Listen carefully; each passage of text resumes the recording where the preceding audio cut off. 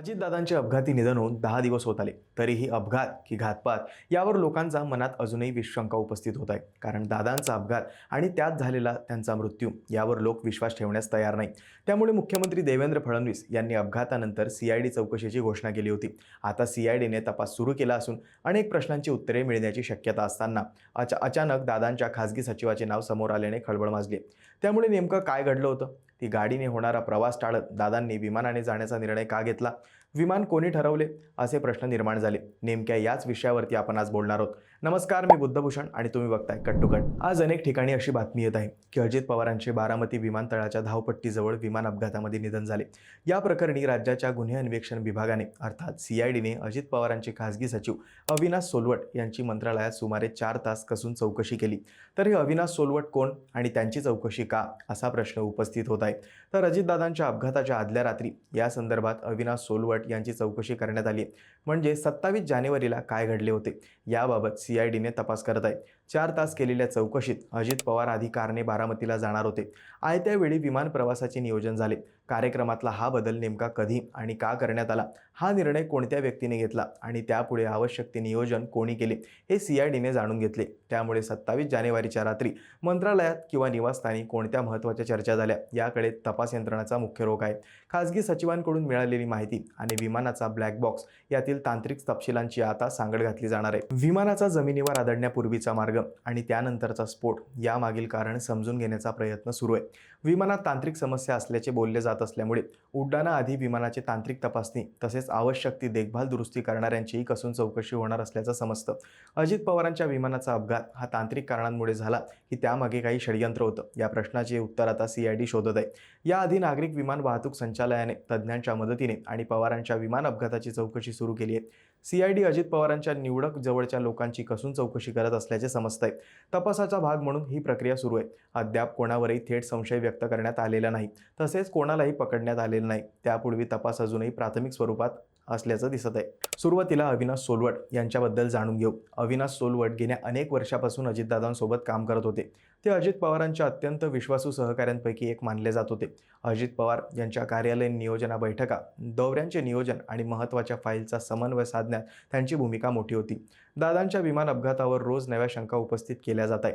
अंजली दमानिया यांनी यावर खळबळजनक विधान केले. सुनील तटकरे, प्रफुल्ल पटेल आणि छगन भुजबळ हे एका पायावर भाजपमध्ये कधीही जायला तयार. त्यामुळे त्यांनी राष्ट्रवादी संपवण्यासाठी हे केलंय का, असं म्हणत त्यांनी कोणत्याही न्यायक सहानुभूतीची खेळी चालणार नाही. जे गुन्हे केले आहेत, ज्यामध्ये खोटी कंपनी बनवणं, तिचे व्यवहार बदलणं, त्यांचे अधिकार मिळवणं, स्टॅम्प ड्युटी वेवर घेणं, हा सगळा प्रकार पाहता त्यातून वाचणं पार्थ पवारांना शक्य नाही. या भूमिकेवर दमानिया ठाम दिसल्या. हातातील पुरावे आणि कागदपत्र दाखवत सहानुभूतीनं या गोष्टी मिटणार नाही. मात्र आताच्या घडीला सहानुभूतीची लाट जी राष्ट्रवादीकडे गेली असली तरी झेडपी निवडणुकीत वळू नये यासाठी घाईत शपथविधी उरकून घेतला असं स्पष्ट दिसत आहे, असं सांगत त्यांनी पार्थ पवार आणि आताच्या राजकीय स्थितीवर भाष्य केलंय. तसेच धक्कादायक म्हणजे पार्थ पवार, सुनील तटकरे आणि प्रफुल्ल पटेल या तिघांनी मिळून तर काही केलं नाही ना, असा सवाल त्यांनी उपस्थित केलाय. अजित पवारांच्या निधनाने त्यांना काहीच दुःख झालेलं दिसून येत नाही. ते आपापल्या कामात व्यस्त झाल्याचे म्हणत त्यांनी हा सवाल उपस्थित केलाय. त्यामुळे राष्ट्रवादीत संतापाची लाट उसळली असून त्यावर कायदेशीर कारवाई करण्यासाठी पक्षातील नेत्यांनी मागणी केली आहे. हे सर्व होत असतानाच आता बीडचे खासदार बजरंग सोनवणे यांनी वेगळाच दावा केलाय.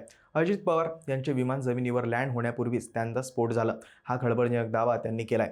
अजित पवार यांच्या अपघाताच्या घटनेबाबत वेळोवेळी निष्कर्ष काढले जात आहेत.